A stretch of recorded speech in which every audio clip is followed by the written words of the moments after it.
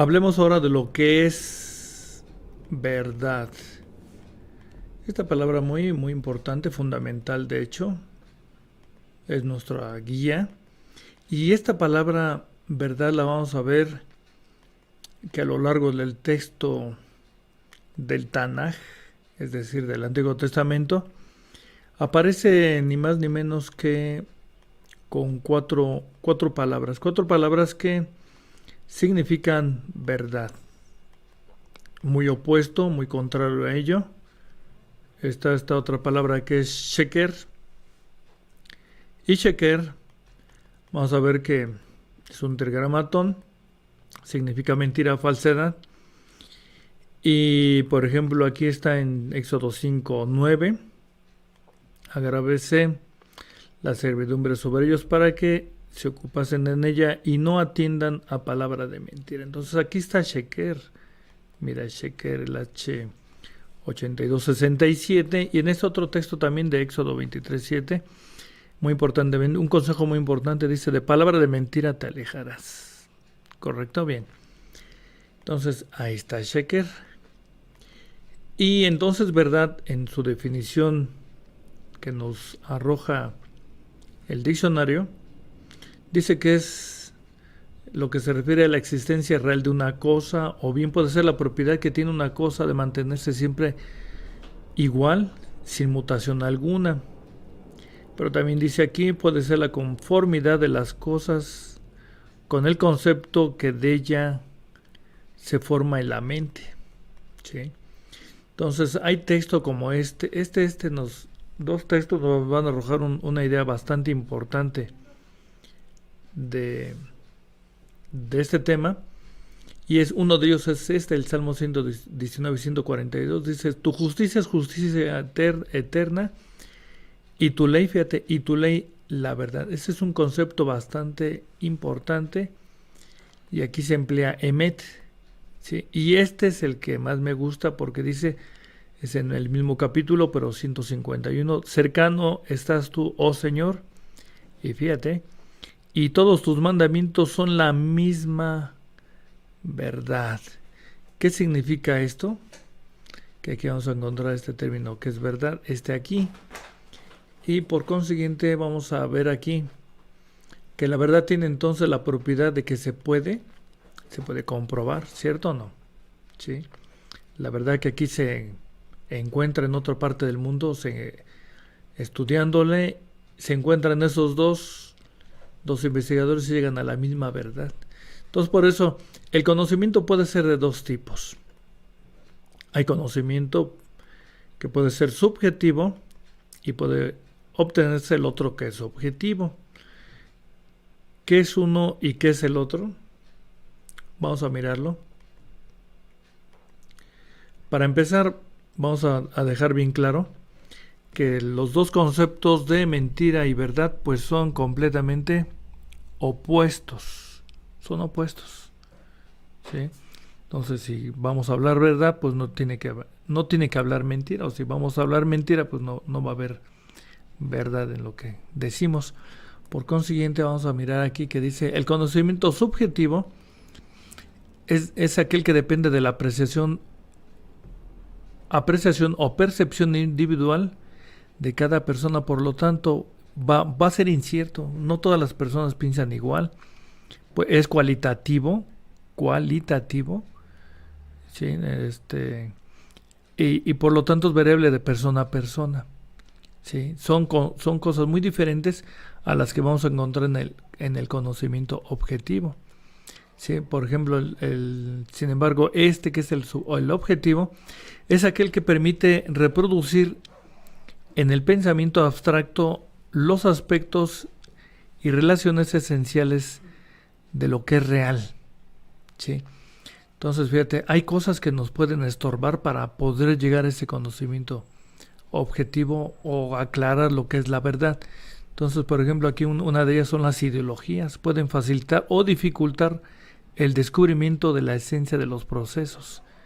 ¿Sí? Entonces, muy importantemente hay que, si queremos llegar a una verdad, pero una verdad clarita, tenemos que hacer a un lado muchas veces la ideología. Entonces aquí otra parte, otra aportación, dice, la ideología puede producir una conciencia falsa, es lo que te estamos comentando. Entonces, muy importante y puede, por supuesto, obstruir que se descubra precisamente lo que queremos y es lo que tienen que hacer los investigadores, de ser totalmente imparciales y poder llegar a esa verdad que se quiere descubrir. Por consiguiente, va a haber elementos esenciales del conocimiento objetivo y vamos a ver que, número uno, tiene que haber estudio. Tiene que haber estudio para un conocimiento objetivo. Tiene que haber precisamente investigación. Investigación. Tienes que escarbar, tienes que explorar. Y como lo dice allá en el Proverbios capítulo 3, que si buscares como la plata o el oro, y el oro no está a ras del suelo, lo tienes que descubrir. Ya que lo descubriste, lo tienes que limpiar. Así es la palabra de verdad. Y luego 3, la repetición. Tiene que haber repetición para que te des cuenta si estás descubriendo una verdad o no. Otro cuarto, contrariamente al subjetivo, que es cualitativo, este tiene que ser cuantitativo, o sea, cuantifica las cosas. Aquí se van a ver números exactos, no que yo pienso que puede ser mucho o poco, no, dime números. Y por supuesto va a haber un análisis y todo estos 5 elementos principalmente es lo que conforman lo que es la verdad. El apóstol Pablo, por cierto, fíjate, me llama mucho la atención cómo trabajó este apóstol. Y dice, aquí sabía el valor de la verdad al decir, porque ninguna cosa podemos contra la verdad sino por la verdad. La verdad no admite, no consiente mentira, ¿sí? Segundo a los Corintios 13:8. Por lo tanto, vamos a ver aquí algo muy, muy, muy especial que nos llama la atención. Es esto que vamos a ver en este texto. Y es que fíjate, dice 1 Timoteo 1:10, de acuerdo con la Reina Valera, en la última porción. Y si hay alguna otra cosa contraria a la sana doctrina. Entonces nos llama la atención esta palabra doctrina, ¿sí? Y nos llama la atención porque precisamente en otras versiones no se considera doctrina. En esta que es la VIN, dice, y para cuanto haya contrario a la sana enseñanza. Entonces, enseñanza y doctrina, que no son lo mismo.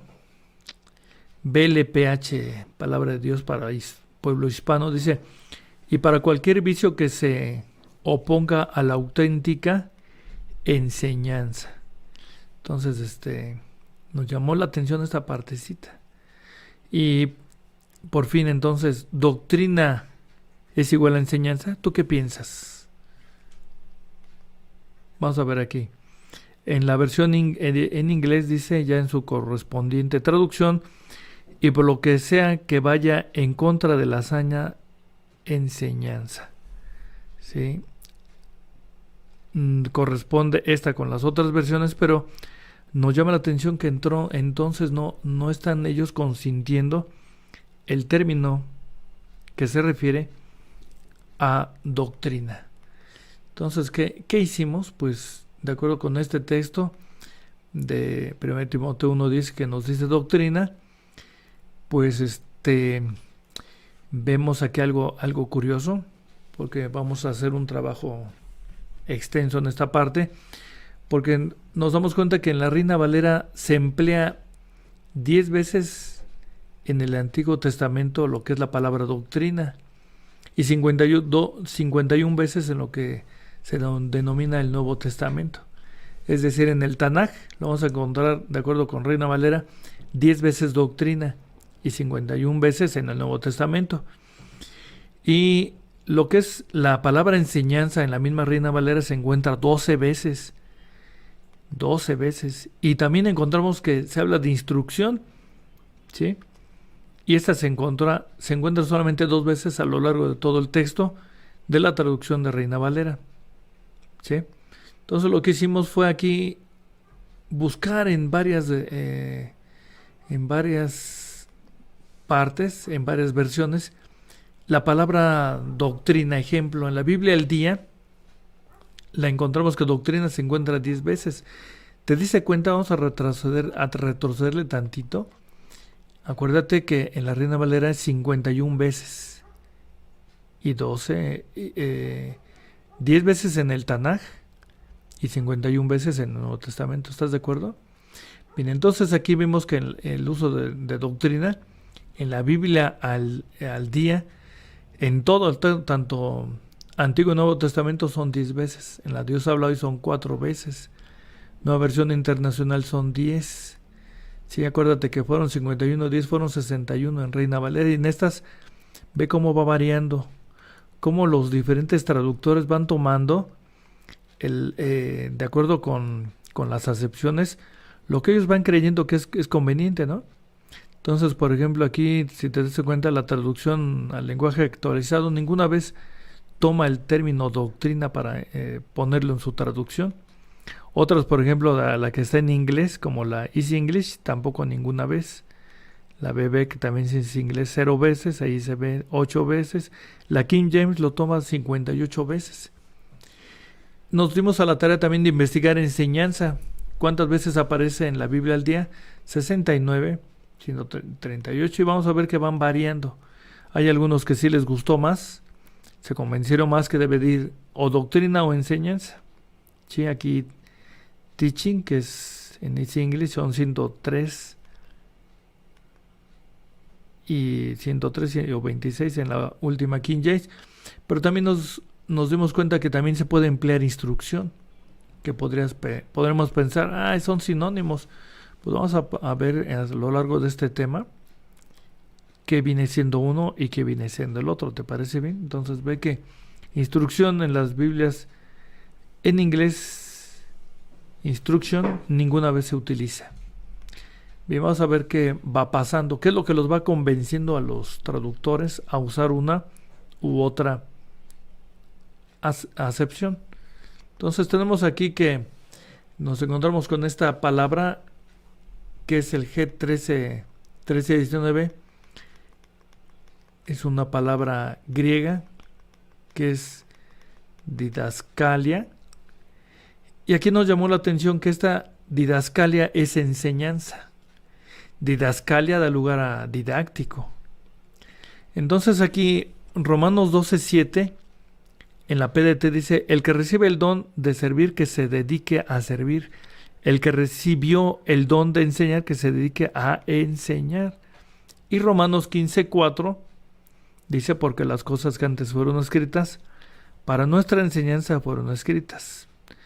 Entonces aquí resaltamos esta parte que didascalia para PDT se traduce como enseñar, y también aquí para Reina Valera también es enseñar, es didascalia, ¿sí? Ya para lo que es el Nuevo Testamento se utiliza esta palabra, y vamos a ver esta que estamos escribiendo aquí, que también es otra en griego, y que se va a referir a esta que es ugiaino. ¿Y a qué se refiere esta palabra? Dice que es tener salud. Dice también que se refiere a ser sano o ser saludable, o también puede significar higiene. Pero ¿a qué viene esta palabra? ¿A qué viene esta palabra? Es muy importante esto. Porque de acuerdo con 1 Timoteo 1:10, dice que, hablando de la palabra, dice: para los fornicarios, para los sodomitas, para los secuestradores, para los mentirosos y pérjuros, y para cualquier otra cosa que se oponga, fíjate lo que dice, sana enseñanza. ¿Sí? Entonces, aquí en esa versión nos dice sana enseñanza. Entonces, claro que hay enseñanzas de muchas clases, pero a lo largo de este tema vamos a ver lo que se refiere a la sana enseñanza, lo que te construye, lo que te da valor, lo que te da principios, es lo que te da tu personalidad, ¿sí? Lo que te da honestidad, honorabilidad. Esa enseñanza, buena enseñanza, es a la que nos vamos a referir a lo largo de este tema. Entonces quisimos buscar entonces a qué se refiere el término doctrina. Y dice aquí, es un término que proviene del latín doctrina y viene a ser el conjunto de enseñanzas que se basan en un sistema de creencias. Fíjate, muy importante, de enseñanzas que se basa en el sistema de creencias. Entonces ahí se va a encerrar en esa parte de creencias. Se trata de los principios existentes sobre una materia determinada, por lo general por pretensión de validez universal, aparentemente, ¿no? Entonces, por ejemplo, aquí hay un concepto. Ese concepto dice: la doctrina cristiana postula la existencia de un Dios que es Padre, Hijo y Espíritu Santo, ¿sí? Entonces, esto se maneja como una forma genérica, y lo interesante es que dice ahí la doctrina.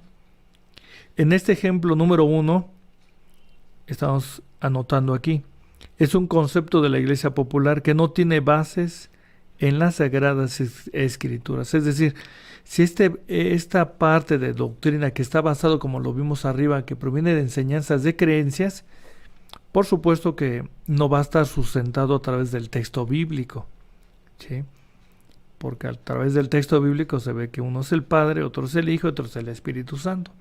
Son distintos. Ejemplo 2. Dice: la propiedad privada es contraria a la doctrina socialista y debe ser abolida de nuestra sociedad. Es otra parte que nos encontramos. Y en este ejemplo 2 dice: es una idea muy radical, con escasa información. Pues ya ves que ahora decían que hasta con la vacuna Sputnik te vuelves socialista, ¿no? Imagínate qué cosas. Entonces por eso la estamos tachando, ¿sí? Entonces aquí consideramos que las doctrinas a veces pueden ser consideradas falaces, sofísticas o dogmáticas por su origen religioso o mitológico.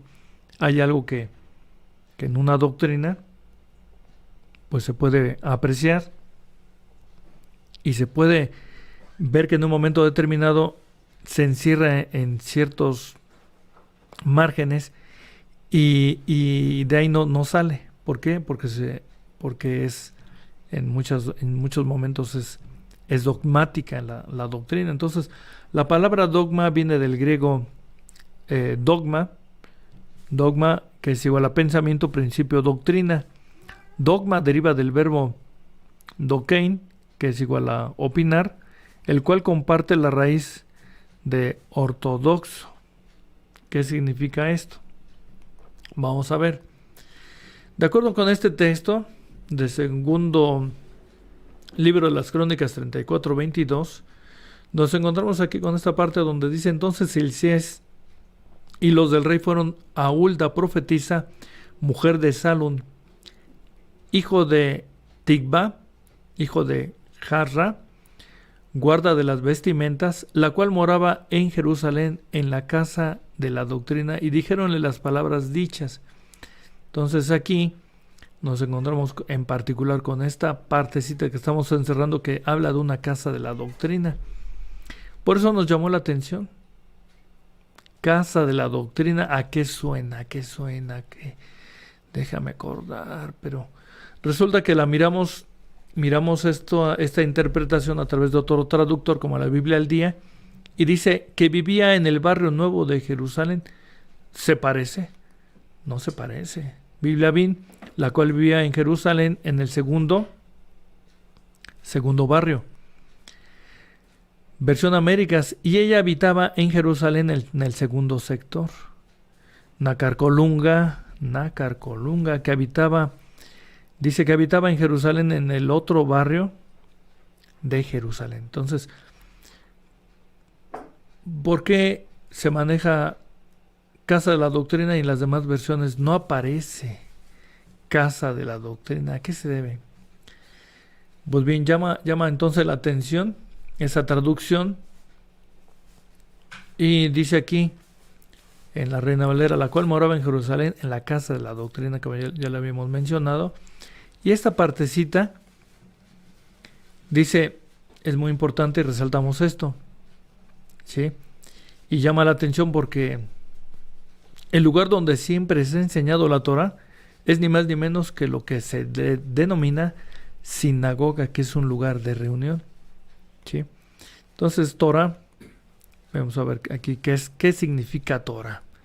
¿Sí? Y Torah es impresionante su significado, porque aquí lo vemos, es un tetragramatón. Por sí solo significa enseñanza. Por sí solo significa instrucción, orientación o dirección. Pero resulta que esta palabrita en particular, pues no aparece, no figura en segundo de las Crónicas 34:22. ¿Sí? Por consiguiente, vamos a ver aquí algo muy importante. Recordemos que posiblemente por eso se incorporó eso de Casa de la Doctrina, porque Castro de Reina tenía una formación inicial católica, te acordarás. Y pensando en el catecismo que se enseña en la Casa de la Doctrina, por eso puso doctrina, ¿no? Y dice doctrina, entonces, es el conjunto de reglas o preceptos dogmáticos con cierto perfil u orientación prejuiciosa, de acuerdo con las ideas que tengas ya, ahora sí, preconcebidas. Entonces, por ejemplo, vamos a ver que hay doctrinas como la doctrina de Adam Smith, hay otras como la doctrina Marshall, hay otras que es doctrina Monroe. Sí, o sea, hay diferentes profesiones donde dicen, no, es que yo me baso en esta porque esta doctrina pues es de contabilidad, o esta es de derecho, o esta es de relaciones diplomáticas, o qué sé yo, ¿no? Entonces la doctrina de calvista o calvista, y también esta otra doctrina Estrada, esa se cita mucho aquí en México, que se refiere a la no intervención, ¿sí? No ser intervencionista, de que cada pueblo se determine por sí solo y que ellos mismos deciden cómo llevar a cabo sus políticas. Entonces, y no aceptan, no se acepta con ello la intervención extranjera. Sí, entonces, lo que postuló Benito Juárez precisamente, ¿no? Entonces vamos a ver aquí otras traducciones que se apegan al texto original que encontramos, como la Nueva Versión Internacional, y dice, fueron a consultar a la profetisa Hulda, que vivía en el barrio nuevo de Jerusalén. Entonces quisimos constatar en más versiones, ¿y qué crees que no aparece eso de la Casa de la Doctrina? Dice PDT, ella vivía en la parte nueva de Jerusalén, y le hablaron del asunto. La Septuaginta, ya en su respectiva traducción, dice, ella vivía en el segundo sector de Jerusalén y le hablaron del asunto. Entonces remarcamos esto y esto otro. ¿Y qué crees? Pues no se hace mención ni de la casa ni de la doctrina. ¿Sí? Entonces vamos avanzando en este tema. Y es que vamos a tener que remarcar una cosa bien importante, pero bastante importante. ¿Sí? Ya ves que en un principio alguien diría, no, es que es lo mismo, son sinónimos. Pues ¿qué crees que no? Ya vimos que no. Y por esto mismo que vamos a mencionar entre las conclusiones, existen diferencias sustanciales. ¿Entre qué? Entre lo que es doctrina y lo que es enseñanza. ¿Cómo qué? Por ejemplo, doctrina está limitada a principios. Como ya lo dijimos, puede ser principios contables, pueden ser principios religiosos, pueden ser principios de no intervención, pueden ser principios de X cosa, pero ahí se limita, y en base a eso, de acuerdo con lo que quien los dicta, él va a formar su doctrina. ¿Sí? También es dogmática porque no la puedes cuestionar, ya que es una doctrina que aquí así se concibió, y se opta por tomar esta o aquella de acuerdo con lo que vas a trabajar o vas a crear una idea de algo que quieres perseguir. Entonces, una doctrina también es estática. Así como se concibió, así permanece. Y por lo tanto no evoluciona. Sin embargo, hablando de lo que es la enseñanza, porque acuérdate que vimos que se habla de la sana enseñanza, esa que te da valores, te da principios muy fundamentales, te, te hace despertar a tener esa buena moral. Pues dice aquí, es un conocimiento sin límites. Sin límites. ¿Qué significa esto? Puedes aprender del texto enormes cosas.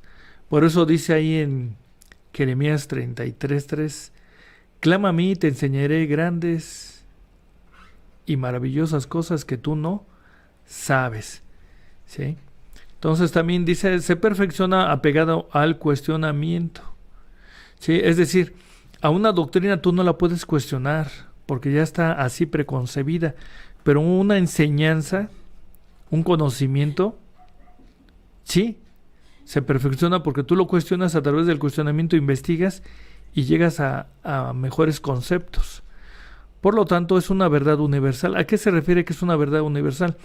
Alguien que en este momento, en este lugar de México, está estudiando la palabra, pero le está poniendo todo el empeño por encontrar la verdad en ciertas ideas, en otra parte del mundo va a haber otra persona que va a estudiar tal vez el mismo punto, y si los juntas, ¿qué crees? Llegaron al mismo concepto. Porque eso es la verdad. La verdad siempre va a ser universal, aquí y en China. ¿Sí? Entonces, por eso decimos, vuélvete antropólogo. Y ese es muy, muy importante, ¿eh?